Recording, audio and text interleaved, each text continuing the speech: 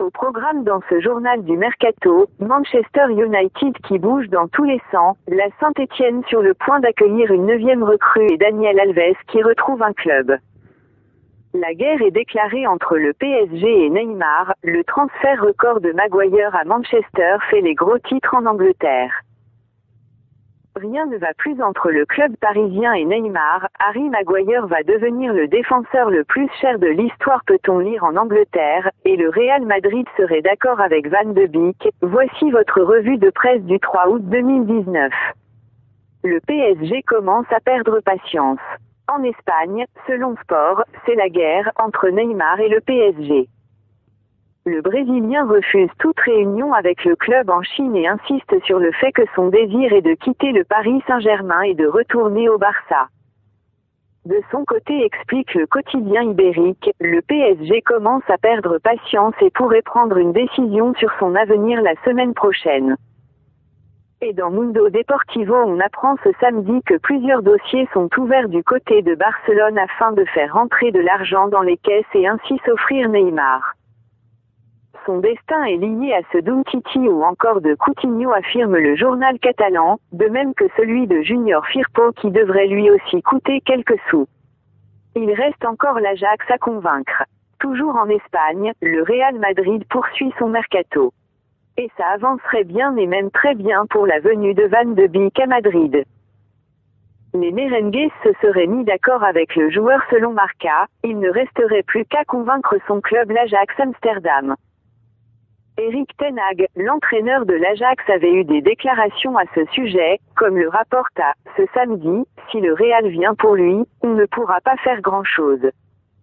Les deux clubs pourraient se mettre d'accord sur un transfert d'environ 60 millions d'euros. La presse lusitanienne affirme que le Real Madrid serait passé à l'action dans le dossier Bruno Fernandes, l'international portugais qui affole la Première Ligue. Bruno Fernandes avec le Sporting cette saison. C'est clairement l'un des joueurs les plus convoités de ce mercato estival. Bruno Fernandes sort d'une excellente saison avec le Sporting Portugal, terminant la saison avec des statistiques affolantes en championnat, 20 buts et 11 passes décisives. Du jamais vu pour un milieu de terrain, et forcément, ce n'est pas passé inaperçu, en Angleterre notamment où de gros clubs sont dessus. Les deux clubs de Manchester ou encore Tottenham se sont positionnés sur le joueur, même si aux dernières nouvelles les Red Devils étaient en pole position pour s'offrir le Lusitanien. Et il faudra mettre la main à la poche pour le recruter, puisque le club lisboète demanderait un montant de 70 millions d'euros. Ce qui n'est logiquement pas à la portée de tout le monde. Jorge Mendes décisif. En dehors de l'Angleterre, s'il y a un club qui peut se permettre de recruter un joueur pour une telle somme, c'est bien le Real Madrid. Et ça tombe bien, puisque Record explique que le Real Madrid est entré dans la course.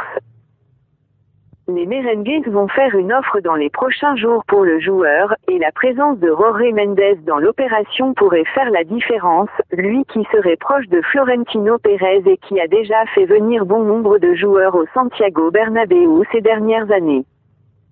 Un profil dont le club de la capitale espagnole aurait bien besoin pour renouveler cet entrejeu qui semble en bout de course. Reste à voir tout de même si les merengues iront au bout du bout, puisqu'ils travaillent également sur les dossiers Van de Beek et Paul Pogba, et seuls 2 milieux de terrain seront recrutés cet été. Voilà un dossier qui va nous tenir en haleine jusqu'à la fin.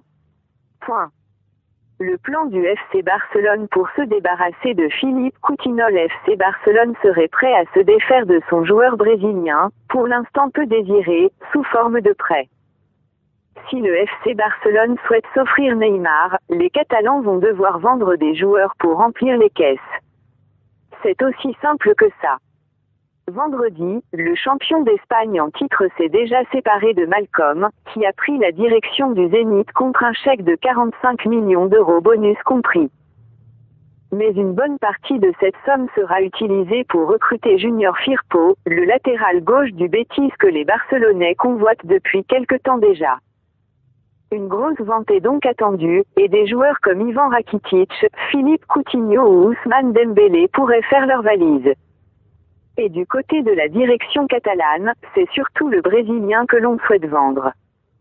On parlait même de l'inclure dans l'opération Neymar pour faire baisser le prix de cette opération très compliquée. Mais Catalonia Radio en dit un peu plus ce week-end.